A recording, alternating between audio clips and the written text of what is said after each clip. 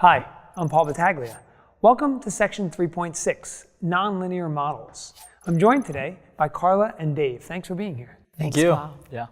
The great thing about Section 3.6 is the amount of real-life applications we can talk about in this section. And so Carla and Dave are going to talk to us a little bit about what our students will recognize in the form of exponential, logarithmic, and then even logistic models. Now, Dave, you said you had an activity that you really love, or a topic you really love to talk about with students. What was that?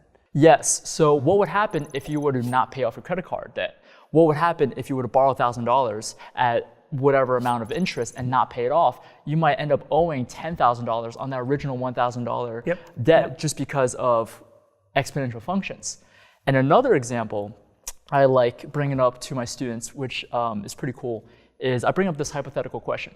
How many times could you fold a piece of paper in half for that piece of paper to reach the moon?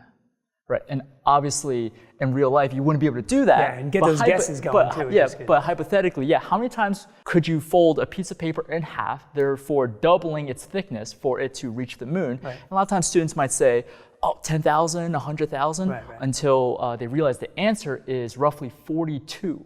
You only need to fold that piece of paper 42 times for it to be so thick that it reaches the moon, because of the power of exponential functions. Right. I think that's the thing. We're getting students engaged now. We're talking about models that they can relate to. Yeah. I think, Dave, you said it before, I don't think that there is a more important concept to go along with math potentially that's going to affect every student than personal finance. Yes. I think it's going to be a big deal. I think students need to know when they leave school and head out into the workplace that everyone is affected by personal finance concepts. So I think that's a really, really good thing to talk about. Now, Carla, they've seen exponential models.